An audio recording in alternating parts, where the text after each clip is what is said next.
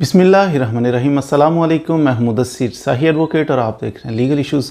आज का legal issue जो हम रिज़ॉल्व करें वो ये है कि गेन टैक्स क्या होता है, कैपिटल गेन टैक्स। जब आप कोई प्रॉपर्टी ख़रीद रहे हैं या प्रॉपर्टी कोई बेच रहे हैं तो इस सूरत हाल में आपको टैक्स पे करते हुए बाज़ दफ़ा इससे वास्ता पड़ता है। ये कौन सा टैक्स होता है, किसने पे करना होता है, कितना पे करना होता है और कब इसकी एग्जाम्पशन होती है, इसके ऊपर थोड़ी सी गुफ्तगू कर लेते हैं ताकि आपको कभी खुद प्रॉपर्टी आप सेल कर रहे हो, प्रॉपर्टी परचेज़ कर रहे हो या आपका कोई जानने वाला अगर ख़रीद रहा है, बेच रहा है, तो उस सूरत हाल में आप उसको कोई अच्छा सा मशवरा दे सकें कि जनाब गेन टैक्स ये होता है और गेन टैक्स जो है इतना होता है, इतनी मुद्दत तक पे करना होता है, इतनी मुद्दत के बाद तो गेन टैक्स लगता ही नहीं है, वगैरह वगैरह। चंद एक ऐसी बातें हैं जो आज की शॉर्ट सी वीडियो आपने देख ली तो आप इस काबिल होंगे कि दूसरों को भी रहनुमाई कर सकें। ख़ुद भी अगर आपको ज़रूरत पड़े, कभी प्रॉपर्टी सेल कर रहे हैं, तो कॉन्फिडेंट होना पड़ेगा कि जनाब गेन टैक्स कब, किसने, कैसे पे करना है। तो चलते हैं जी फ़ौरन इस तरफ के gain tax.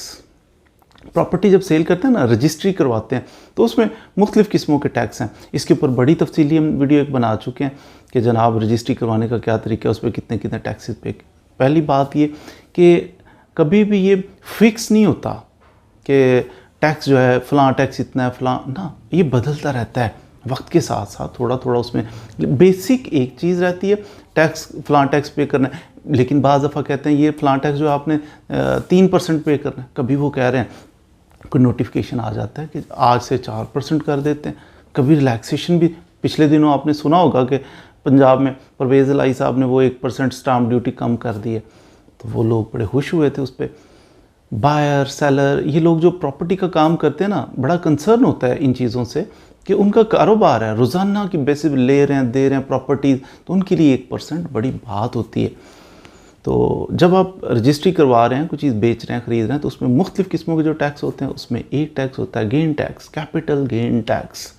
Capital gain tax जो है, इसका मकसद ये होता है, लगाया जाता है कि जो बंदा प्रॉपर्टी का काम कर रहा है, प्रॉपर्टी बेच रहा है, उस बंदे को जो नफ़ा हो रहा है ना, उस आदमी को फिर कुछ ना कुछ पे करना पड़ेगा सरकार को, यानी कि गवर्नमेंट को पे करना पड़ेगा टैक्स। और ये वो वाह टैक्स है जो इसने पे करना है, जो बंदा बेच रहा है, जो नफ़ा उठा रहा है, जिसको पैसे मिल रहे हैं। बाकी सारे रजिस्ट्री पे मोस्ट ऑफ द एक्सपेंसेस जो हैं, वो जो बंदा ख़रीदता है ना प्रॉपर्टी, रजिस्ट्री भी वही करवाता है, सारे टैक्स वही पे कर। लेकिन ये एक अलग से टैक्स होता है गेन टैक्स।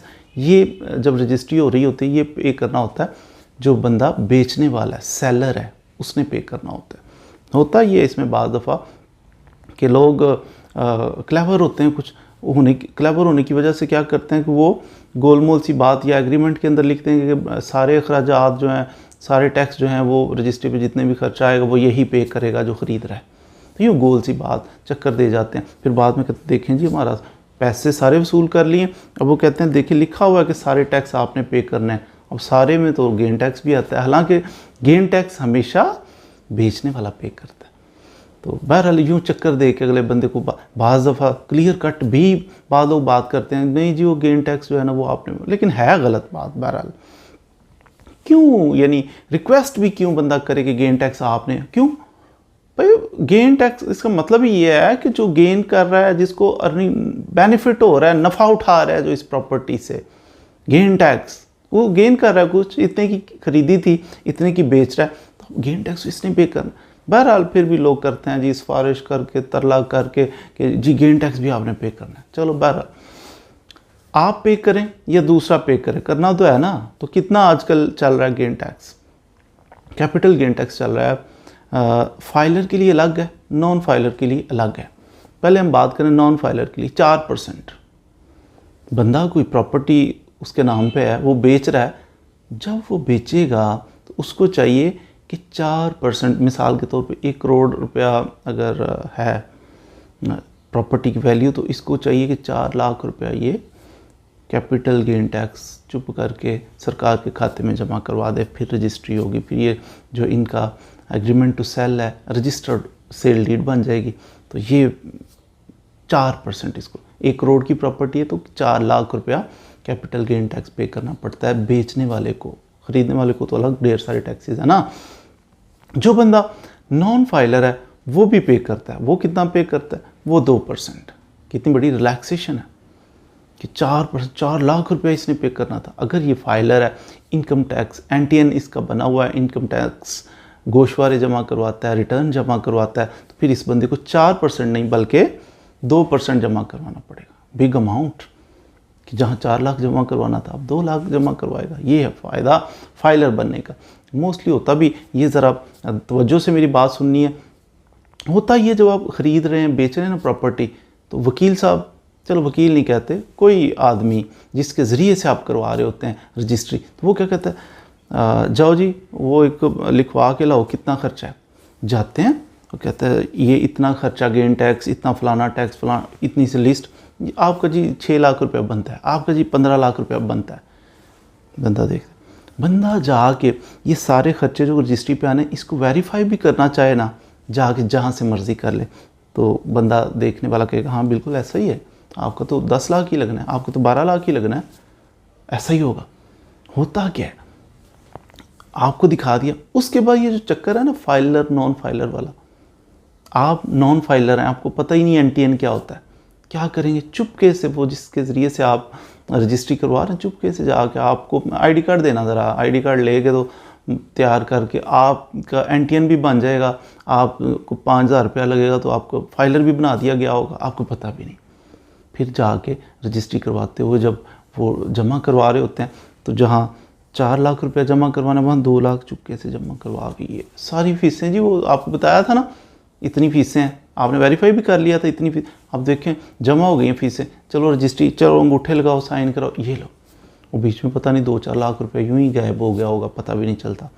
तो ये होना नहीं चाहिए ऐसे। अगर भैया आप उसको फाइलर बना रहे हो, दोनों पार्टीज़ को फाइलर बना रहे हो, तो उसे बताओ, उसे को अगर आप फाइलर बन जाएँ तो आपका ये बेनिफिट है, अगर वो फाइलर बन जाए तो ये बेनिफिट है। तो यूँ बताएं, रहनुमाई करें, और फिर उनकी रजिस्ट्री वगैरह करवानी है तो करवाएं, और दाव ना लगाएं, बता के फ़ीस लें, उसे बताएं कि मेरी सर्विसेज जो हैं वो 2,000-4,000 नहीं है, 2,000 कहें ना कि आओ मैं आपकी रजिस्ट्री करूँ, 2,000 रुपया देना, तो बंदे भाग के आते हैं जी सर जी आपसे ही करवानी है, सिर्फ 5,000 रुपया। भाई 5,000 लेगा तो गुजारा कैसे करेगा। फिर वो ये करते हैं कि वो अंदर खाते कुछ ना कुछ करके, कोई टैक्स ऐसा भी है वो दिल करे पे ही ना किया हो, तो बाद में पता चलता है कि 10 साल बाद कि फ़लाँ टैक्स ही नहीं था पे हो। एनी हो, तो आपने ये करना है कि वकील साहब हैं या कोई जिसके ज़रिए भी आप करवा रहे हैं, उसको फ़ीस उसकी जितनी बनती है खुश दिली से दें, ठीक फ़ीस रीज़नेबल दें, और वो अच्छा काम आपका करे। करवाने वाले को भी चाहिए कि खुदा का खौफ करे, कभी अंदर खाते यूँ चक्करबाजियाँ ना करे, जो करे क्रिस्टल क्लियर करे। तो यूँ कैपिटल गेन टैक्स आपको पे करना पड़ता है। नॉन फाइलर को कितना पे करना पड़ेगा? 4%, और फाइलर को 2%, और ये पे करेगा हमेशा जो प्रॉपर्टी बेच रहा है वो पे करेगा। पहले इसमें कंडीशन एक होती थी, कहते थे 4 साल बाद अगर प्रॉपर्टी आपने ख़रीदी है, 4 साल पहले ख़रीदी हुई है ना, पुरानी आपको गेन टैक्स नहीं पड़ेगा। लेकिन आजकल ऐसा नहीं, आप जब भी ख़रीदी है आपने प्रॉपर्टी, 1 साल पहले भी, 6 माह पहले भी ख़रीदी है, फिर भी आपको गेन टैक्स सेल करते हुए पे करना ही पड़ेगा। उम्मीद है आपने गेन टैक्स के बारे में कुछ ना कुछ मालूमात हासिल कर ली होंगी। मज़ीद वीडियोस के लिए हमारे साथ रहिए। चैनल अच्छा लगे सब्सक्राइब कर लीजिए, वीडियोस अच्छी लगे शेयर भी करें, और बेल आइकॉन का बटन सुना है जो प्रेस कर लेते हैं, उनको आने वाली वीडियोस जो पब्लिश होती हैं उनका नोटिफिकेशन आ जाता है, ताकि आप मज़ीद वीडियोज़ भी देख सकें। Thank you very much.